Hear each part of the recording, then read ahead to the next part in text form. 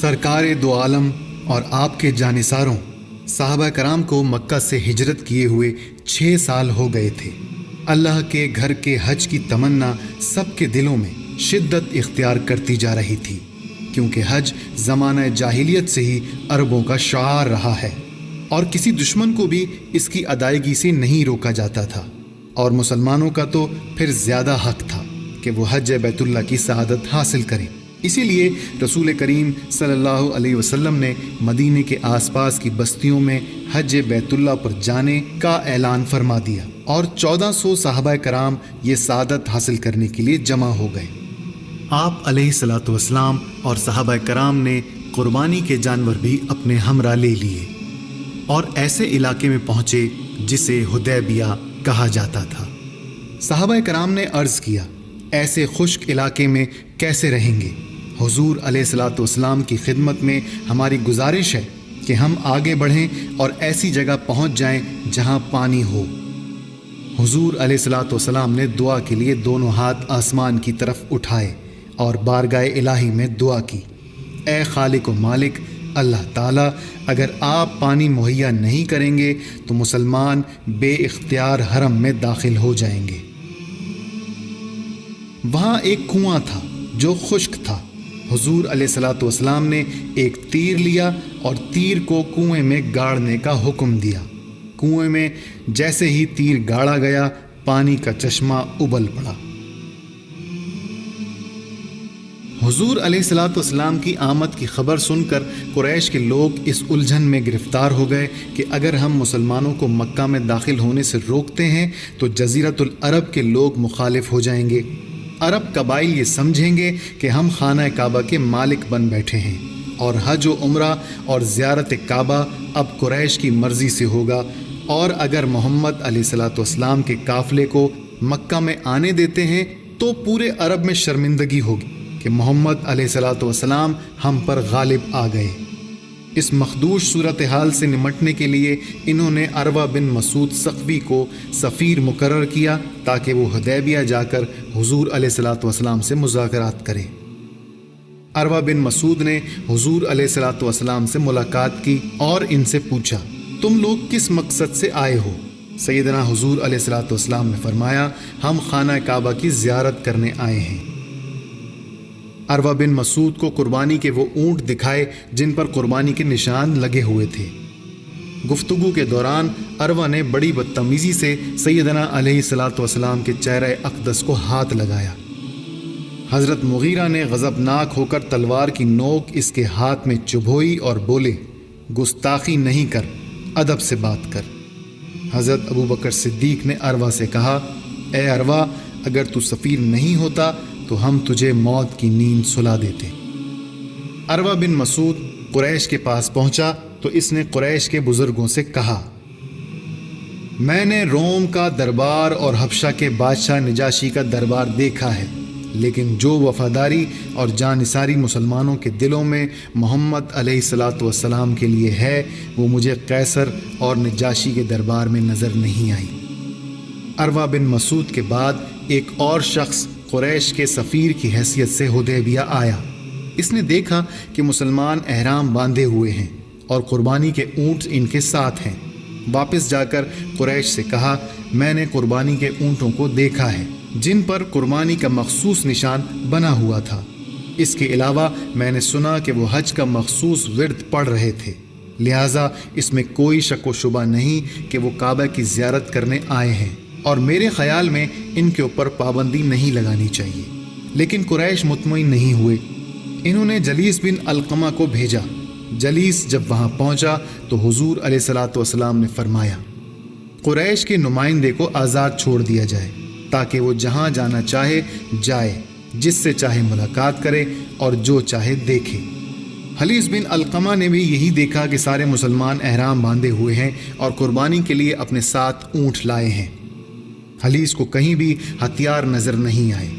حلیس تیزی سے مکہ پہنچا اور قریش کے سامنے اپنے تاثرات بیان کیے۔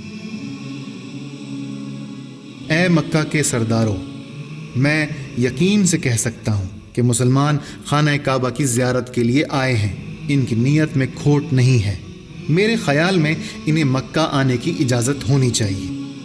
ہر شخص کو خانہ کعبہ کی زیارت کا حق ہے۔ خانہ کعبہ پر کسی کی اجارہ داری نہیں ہے۔ قریش کے سردار مکہ میں مسلمانوں کے داخلے پر رضامند نہیں ہوئے تو حلیس ناراض ہو گیا اور کہا، اگر تم نے محمد علیہ الصلاۃ والسلام اور ان کے پیروکاروں کو مکہ میں آنے اور کعبے کی زیارت سے روکا تو میں تم لوگوں سے علیحدہ ہو جاؤں گا، اور تم بھی آج کے بعد سے مجھے اپنا اتحادی نہیں سمجھنا۔ سیدنا حضور علیہ الصلاۃ والسلام نے حضرت عثمان کو قاصد بنا کر مکہ بھیجا۔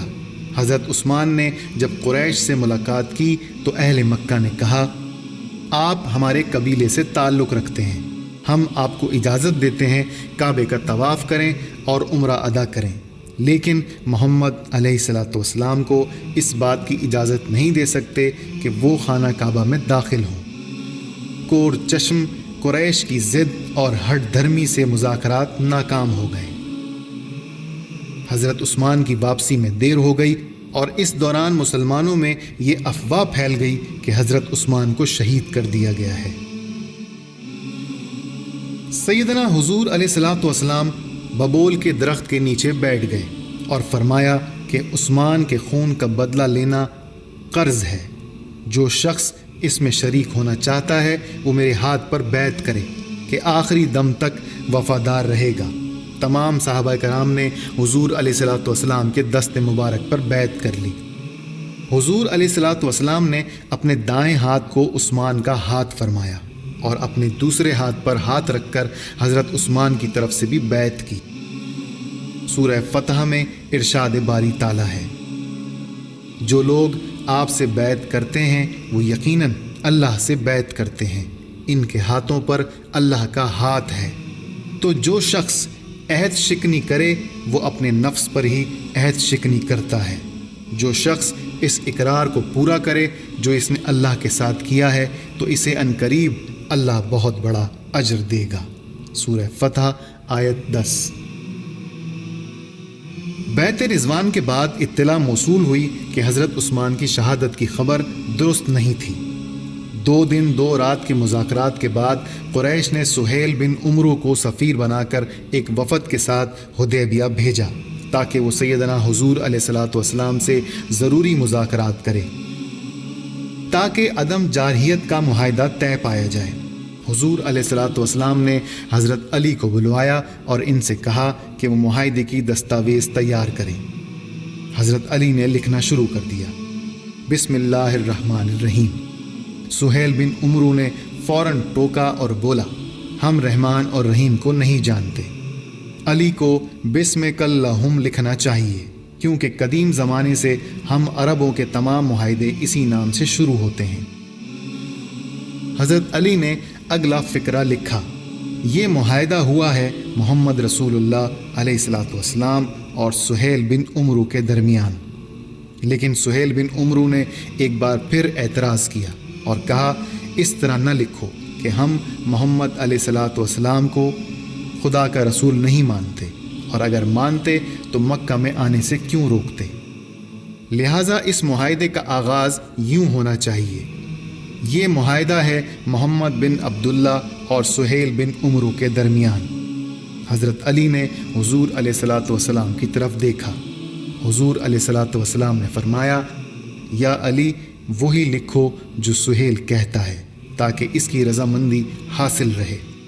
معاہدے کے الفاظ یہ ہیں، بِأَسْمَكَ اللَّهُمْ۔ یہ معاہدہ طے ہوتا ہے محمد علیہ الصلاۃ والسلام بن عبداللہ اور سہیل بن عمرو کے درمیان، اور اس معاہدے کی روح سے قریش یہ منظور کرتے ہیں کہ آئندہ 10 سال تک مسلمانوں اور اہل مکہ کے درمیان جنگ نہیں ہوگی، اور اگر ان 10 سالوں میں کوئی شخص قریش کی اجازت کے بغیر مسلمانوں سے آ ملے تو مسلمانوں کا یہ فرض ہے کہ اسے قریش کے حوالے کر دیں، لیکن اگر کوئی شخص مسلمانوں سے علیحدہ ہو کر قریش کے پاس آ جائے تو وہ اسے مسلمانوں کے حوالے نہیں کریں گے۔ 10 سالوں میں کوئی فریق دوسرے کی جان اور مال کو نقصان نہیں پہنچائے گا۔ 10 سالہ مدت میں قریش کو اجازت ہوگی کہ وہ جس کے ساتھ چاہیں آزادانہ معاہدہ کریں اور اپنی مرضی سے راہ و رسم بڑھائیں۔ مسلمانوں کو اس سال مکہ میں داخل ہونے اور کعبے کی زیارت کرنے کی اجازت نہیں ہوگی، لیکن اگلے سال وہ کعبہ کی زیارت کے لیے آ سکتے ہیں۔ تاہم شرط یہ ہے کہ 3 دن سے زیادہ مکہ میں نہیں ٹھہریں گے اور تلوار کے علاوہ کوئی دوسرا ہتھیار اپنے ساتھ نہیں لائیں گے۔ یہ معاہدہ حضور علیہ الصلوۃ والسلام اور قریش مکہ کے درمیان ہوا۔ مسلمان قریش کی طرف سے لگائی ہوئی پابندی پر دل گرفتہ تھے اور اسے اپنی توہین سمجھ رہے تھے۔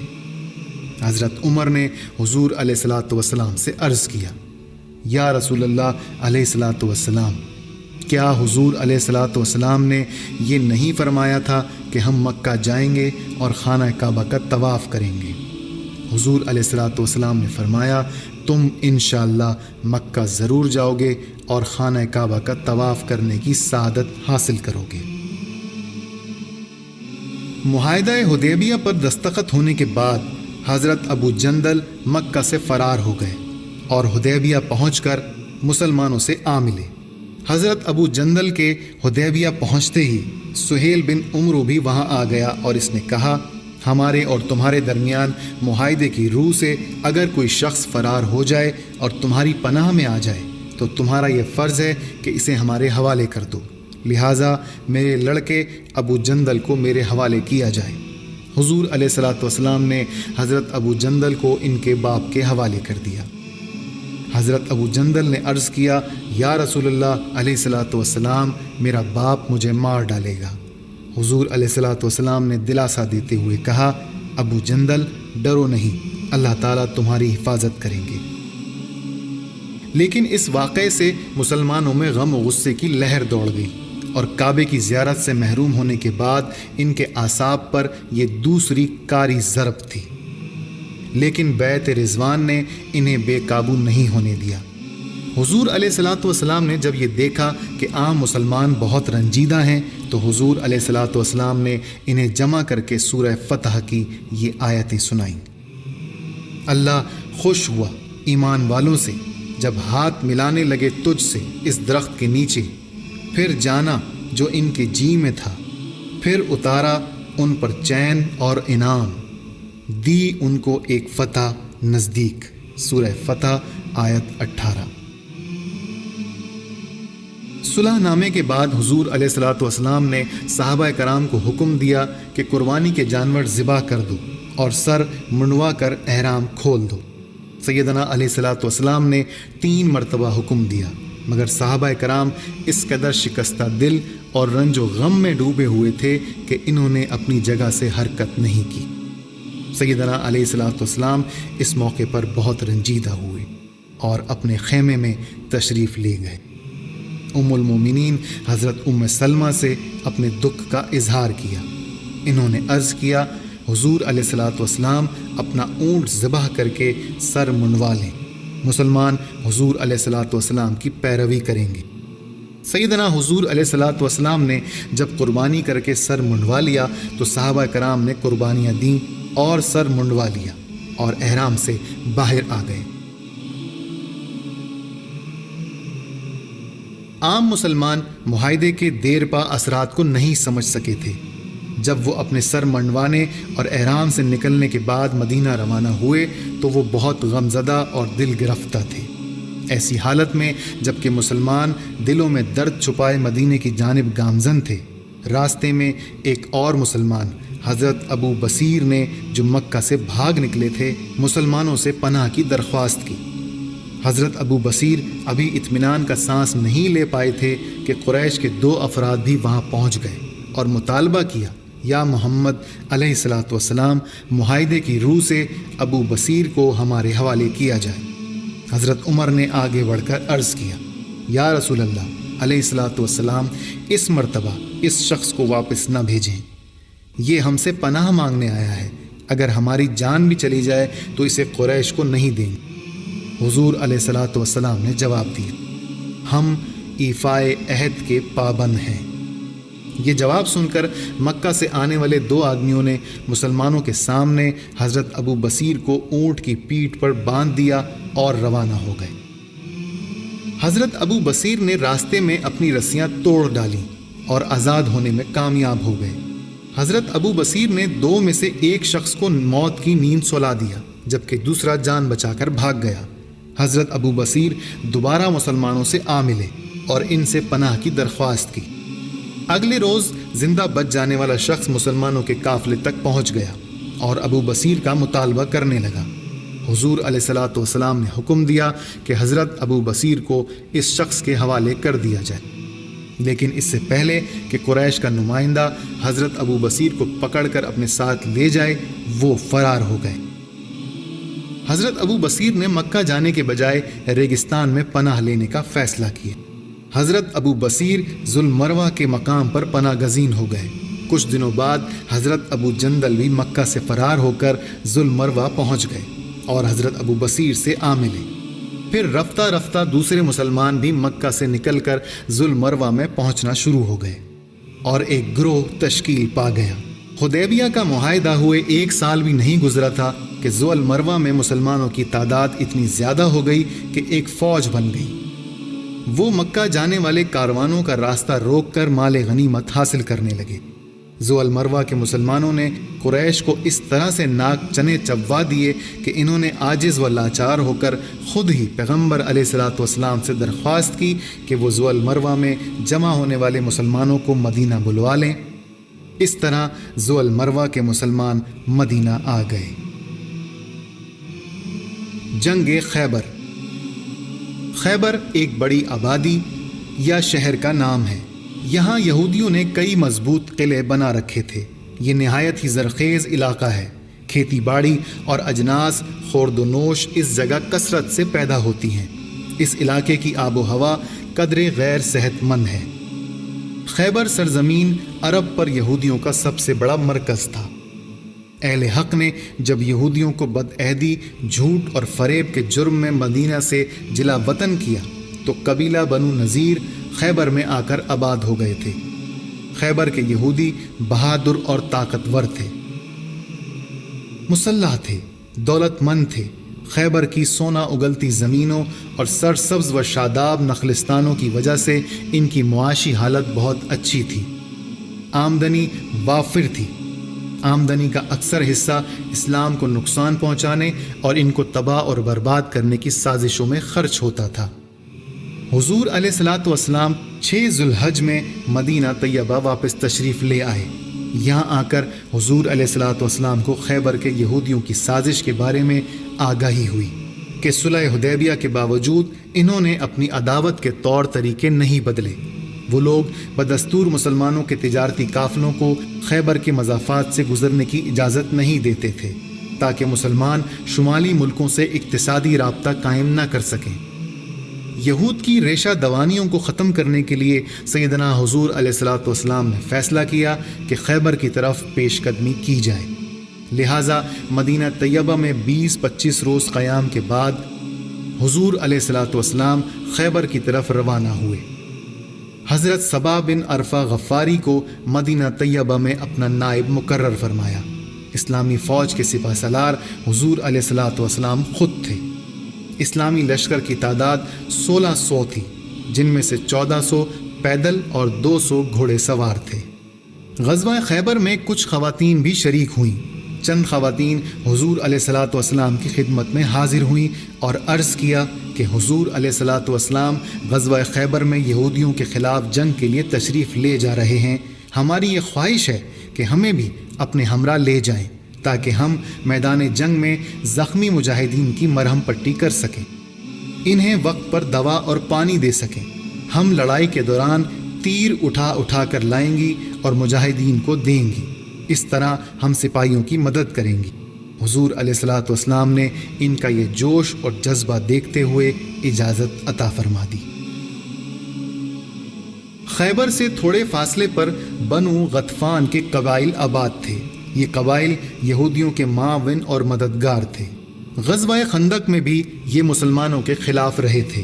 جب بنو غطفان کو اطلاع ملی کہ حضور علیہ الصلوۃ والسلام خیبر پر حملہ کرنے کے لیے روانہ ہو گئے ہیں تو انہوں نے اپنے جنگجو نوجوانوں کو جمع کیا تاکہ اہل خیبر کی مدد کے لیے روانہ ہوں۔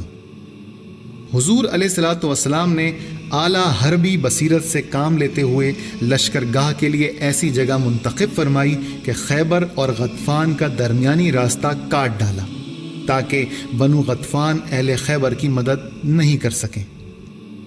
دوسری جانب بنو غطفان خیبر کی طرف ایک منزل طے کر چکے تو انہیں شور سنائی دیا۔ وہ سمجھے کہ مسلمانوں نے ان کے اہل و عیال پر حملہ کر دیا ہے۔ اس خیال سے وہ خوفزدہ ہو گئے۔ انہوں نے فیصلہ کیا کہ خیبر کے یہودیوں کی امداد کے لیے آگے بڑھنے کے بجائے اپنے اہل و عیال کی حفاظت کریں۔ دوران سفر ایک دن صحابہ کرام نے جوش میں آ کر نہایت بلند آواز سے نعرہ تکبیر بلند کرنے شروع کر دی۔ حضور علیہ الصلوۃ والسلام نے فرمایا، آہستہ، تم نہ کسی بہرے کو پکار رہے ہو نہ غائب کو، تم جسے پکار رہے ہو وہ تمہارے پاس ہی ہے۔ جب یہ کاروان حدود خیبر میں داخل ہوا تو حضور علیہ الصلوۃ والسلام نے کاروان کو قیام کا حکم دیا۔ سب ٹھہر گئے اور یہ دعا فرمائی، یا اللہ، آسمانوں اور جن چیزوں پر آپ سایہ فگن ہیں ان کے رب، اے 7 آسمانوں اور جو انہوں نے اوپر اٹھایا ہوا ہے ان سب کے رب، ہواؤں اور جن کو وہ اڑا رہی ہے ان کے رب، ہم آپ سے ان کے اس گاؤں کی خیر اور اس کے باشندوں کی خیر کا سوال کرتے ہیں، اور ہم اس گاؤں کے شر اور اس کے رہنے والوں کے شر سے پناہ مانگتے ہیں۔ پھر فرمایا، اقدموا بسم اللہ، اللہ کا نام لے کر آگے بڑھو۔ خیبر کا قلعہ بنیادی طور پر 3 حصوں میں تقسیم تھا اور ہر حصہ متعدد قلعوں پر مشتمل تھا۔ یہودی اپنے اپنے قلعوں میں مورچہ بند ہو گئے۔ انہوں نے اپنے اہل و عیال کو ایک قلعے میں ٹھہرا دیا۔ اس قلعے میں مال و اسباب کو بھی محفوظ کر دیا۔ غلے کے انبار اور اسلحے کے ذخائر ایک دوسرے قلعے میں جمع کر دیے۔ سب سے پہلے حضور علیہ الصلوۃ والسلام نے نطاطا کے قلعوں کو فتح کرنے کا عزم فرمایا اور نطاطا کے قلعوں میں سب سے پہلے قلعہ النعام کا محاصرہ کیا، اور جلد ہی النعام کے بعد دوسرے قلعے بھی فتح ہو گئے۔ البتہ القموس نہایت مستحکم اور مضبوط قلعہ تھا۔ اس کو فتح کرنا ایک مسئلہ بن گیا۔ ہر صبح مسلمان اس قلعے پر حملہ کرتے اور شام کو واپس آ جاتے۔ کئی دن تک اس کا محاصرہ جاری رہا۔ خیبر کی مضر آب و ہوا کے باعث حضور علیہ الصلوۃ والسلام بیمار ہو گئے تو حضور علیہ الصلوۃ والسلام نے اپنا پرچم حضرت ابوبکر صدیق کو عطا فرما دیا۔ حضرت ابوبکر صدیق نے فوج کی کمان سنبھال لی اور قلعے پر حملہ کیا، لیکن شدید مزاحمت کے باوجود کامیابی نہیں ہوئی۔ خراب موسم کی وجہ سے حضرت ابوبکر صدیق بیمار ہو گئے۔ دوسرے روز حضور علیہ الصلوۃ والسلام نے ان کی جگہ حضرت عمر کو فوج کی قیادت سونپ دی اور پرچم ان کے حوالے کر دیا، مگر مضبوط قلعوں پر کوئی ضرب نہیں پڑ سکی۔ یہ صورتحال جب سیدنا حضور علیہ الصلوۃ والسلام کے سامنے پیش کی گئی تو حضور علیہ الصلوۃ والسلام نے فرمایا، کل میں یہ جھنڈا اس شخص کو دوں گا جس کے ذریعے اللہ تعالیٰ اس قلعے کو فتح فرما دیں گے۔ حضور علیہ الصلوۃ والسلام کا یہ ارشاد گرامی سب مجاہدین نے سن لیا۔ ان کی یہ رات پیچ و تاب میں گزری۔ ہر ایک کی خواہش تھی کہ یہ سعادت اس کو نصیب ہو۔ جب صبح ہوئی تو سارے مجاہدین بارگاہ رسالت میں حاضر ہوئے۔ وہ یہ جاننے کے لیے از حد بے قرار تھے کہ وہ کون خوش نصیب ہے جن کو آج پرچم عطا کیا جائے گا۔ آشوب چشم کی وجہ سے حضرت علی حضور علیہ الصلوۃ والسلام کے ساتھ نہیں آئے تھے۔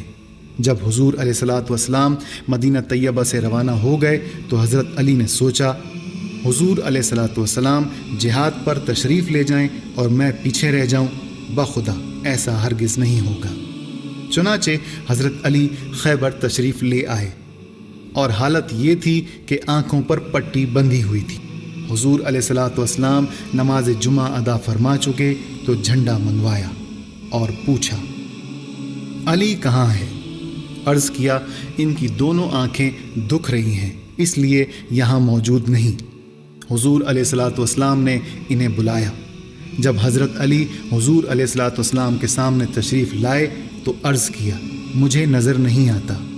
حضور علیہ الصلاۃ والسلام نے فرمایا، میرے نزدیک آ جاؤ۔ سیدنا علی فرماتے ہیں، حضور علیہ الصلاۃ والسلام نے میرا سر اپنی گود میں رکھا اور لعاب دہن میری آنکھوں پر لگایا تو اسی وقت میری آنکھیں ٹھیک ہو گئیں، اور مجھے حضور علیہ الصلاۃ والسلام نے اپنا پرچم عطا فرما دیا اور ہدایت فرمائی کہ پہلے دشمنوں کو اسلام کی دعوت دینا اور انہیں اللہ تعالیٰ کے حقوق سے آگاہ کرنا۔ اگر تمہاری تبلیغ سے کوئی ایک آدمی بھی راہ راست پر آ گیا تو یہ تمہارے لیے سرخ اونٹوں سے زیادہ بہتر ہے۔ حضرت علی رخصت ہو کر قلعے کے سامنے تشریف لے گئے اور جا کر اپنا جھنڈا نصب کر دیا۔ ایک یہودی نے اس قلعے کی چھت سے جھانکا اور پوچھا، آپ کون ہیں؟ حضرت علی نے فرمایا، میں علی ہوں۔ یہودی کے منہ سے نکلا، اس خدا کی قسم جس نے موسیٰ پر توریت نازل کی، آپ یہودیوں پر غالب آ جائیں گے۔ یہودیوں نے حضرت علی کی دعوت اسلام کو مسترد کر دیا اور لڑائی کے لیے مد مقابل آ گئے اور اپنا جنگجو آگے بھیجا۔ حضرت علی اس کا مقابلہ کرنے کے لیے آگے بڑھے اور پلک جھپکنے میں اس کا کام تمام کر دیا۔ اس طرح یہودیوں کی طرف سے کئی جانباز جنگجو آئے اور کوئی بھی کامیاب نہیں ہوا۔ جنگ خیبر کے دوران حضرت علی نے 10 دن میں 4 قلعوں کو فتح کیا، جبکہ بقیہ قلعوں میں رہنے والوں نے خود ہی ہتھیار ڈال دیے، اور اس نے تم کو ان کی زمین اور ان کے گھروں اور ان کے مال کو اور ان کے مال کا وہ علاقہ دیا جہاں تم نے کبھی پیر بھی نہیں رکھا تھا، وارث بنا دیا، اور اللہ ہر چیز پر قدرت رکھتا ہے۔ سورہ احزاب آیت 27۔ فتح خیبر کے بعد پیغمبر اسلام حضور علیہ الصلاۃ والسلام نے یہودیوں کے ساتھ مہربانی اور عفو و درگزر فرمایا۔ انہیں اجازت دے دی گئی کہ وہ خیبر چھوڑ کر چلے جائیں اور ساتھ گھریلو سامان لے جا سکتے ہیں۔ کھجوریں، مویشی اور غلہ اپنے ساتھ لے جانے کی اجازت نہیں تھی۔ جو یہودی خیبر چھوڑ کر نہیں جانا چاہتا تھا، انہیں وہاں رہنے کی اجازت دے دی گئی، اور یہ رعایت بھی حاصل ہو گئی کہ وہ اپنا کاروبار کر سکتے ہیں۔ یہودیوں کی تمام مقدس کتابیں اور دوسرے اہم کاغذات بھی لوٹا دیے گئے۔ خیبر کی فتح سے اسلام کے ملکی اور سیاسی حالات کا نیا دور شروع ہوتا ہے۔ اسلام کے حقیقی دشمن صرف 2 تھے، مشرکین اور یہود۔ اگرچہ مذہباً باہم مختلف تھے، لیکن سیاسی اسباب کی بنا پر ان میں اتحاد پیدا ہو گیا تھا۔ یہودیوں نے تمام عرب کو اسلام کی مخالفت پر اکسایا تھا، جس کا پہلا مظہر خندق کا معرکہ تھا، لیکن خیبر کی فتح کے بعد یہودیوں کی قوت بالکل ٹوٹ گئی اور مشرکین کا ایک بازو جاتا رہا۔ غزوہ خیبر سے پہلے تمام جنگیں دفاعی ہوئیں۔ یہ پہلی اقدامی جنگ تھی۔ یہ پہلا علاقہ ہے جسے فتح کر کے اسلامی ریاست میں شامل کیا گیا۔ فتح خیبر کے بعد اسلامی ریاست کو یہ حق حاصل ہو گیا کہ وہ جب چاہیں، جس وقت چاہیں، یہود کو یہاں سے نکال سکتے ہیں۔ اس لیے یہود اپنی شرارتوں سے باز آ گئے۔ فتح خیبر کے بعد اگر حضور علیہ الصلاۃ والسلام چاہتے تو عرب کے جنگی دستور کے مطابق یہودیوں کو قتل کروا سکتے تھے، لیکن حضور علیہ الصلاۃ والسلام نے ان سب کو آزاد کر دیا۔ اس حسن سلوک سے بعض لوگ مسلمان ہو گئے۔ اللہم صلی علی سیدنا و مولانا محمد